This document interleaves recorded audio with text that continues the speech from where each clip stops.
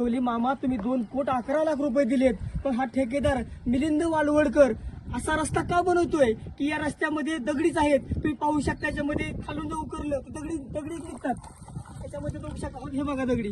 अशी जर दगडी निघत असतील तर मामा तुम्ही निधी गेला कुठं? आज 2,11,00,000 फक्त पुलाला येतं आणि 5,78,00,000 संपूर्ण रस्त्याला आहे. तुम्ही जर रस्ता बघितला हा तर सगळं खड्डेच खड्डे आहे. मामा माझी विनंती आहे, आज तुम्ही कृषी मंत्री आहात, आम्हाला गर्व आहे की तुम्ही आमच्या महाराष्ट्र कृषी मंत्री आहे, पण आमच्या इंदापूर तालुक्याकडे थोडं लक्ष द्या आणि अशा कॉन्ट्रॅक्टरला खरंच जर ह्या कॉन्ट्रॅक्टरला तुम्ही यांच्या डोक्यावरती हात ठेवू नका, यांना ब्लॅकलिस्ट मध्ये टाका. हीच माझी विनंती तुम्हाला. तुम्ही म्हणताय भरणे मामांना की या ठेकेदारांना त्यांच्या डोक्यावर हात ठेवू नका, असं काय वाटतं तुम्हाला भरणे मामांचं या ठेकेदारांच्या डोक्यावर हात आहे? 1 वर्ष झालं मी आबोतोय साहेब या रस्त्यासाठी.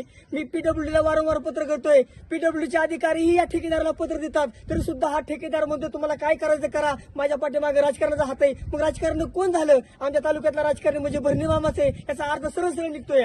किती कोटींचं काम आहे, किती वर्षापूर्वी हे काम झालंय आणि आता रस्त्याची काय परिस्थिती आहे? 2022चं काम आहे.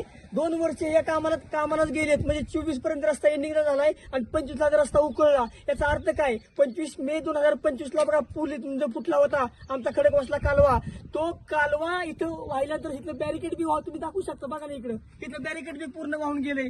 जर याच्यामध्ये अपघात झाला जबाबदार कोण? 1 वर्ष झालं मी याला सांगतोय की बॅरिकेड लावा मुरून टाका, बॅरिकेड लावा मुरून टाका. पीडब्ल्यूडीचे अधिकारी सांगतात की हे दुरुस्त करून घ्या, तरी सुद्धा हा ठेकेदार ऐकत नाही. म्हणजे या ठेकेदाराच्या डोक्यावरती मामांचाच हात आहे का? खरं तर एवढा मोठा निधी इंदापूर तालुक्याच्या विकासासाठी येतो, मग असं असताना ही जी काही निकृष्ट दर्जाचे रस्ते होत आहेत, या सगळ्या गोष्टींना प्रशासन जबाबदार आहे, लोकप्रतिनिधी जबाबदार आहेत का ठेकेदार जबाबदार आहेत? याला सगळ्यात महत्वाचं हे काम आहे लोकप्रतिनिधींनी आपल्या तालुक्यामध्ये जे काही पैसा आलाय ते काम व्यवस्थित होतंय का ते बघणं. अहो आमच्या आधी दादा 2-2 वाजेपर्यंत रस्ते बघत होतं, 2-2 वाजेपर्यंत कामं बघायची. आज मामा तुम्ही इंदापूर तालुक्याचे प्रतिनिधी आहात आणि रस्त्याची अवस्था जर अशी असेल आणि ह्या भगवान खरतोड्या रस्त्यामध्ये उपोषणाला बसावं लागत असेल तर हे आमचं दुर्दैवी आहे. 2,11,00,000 एवढा निधी आलाय आणि हा कॉन्ट्रॅक्टर हा पैसा घेऊन गेलाय.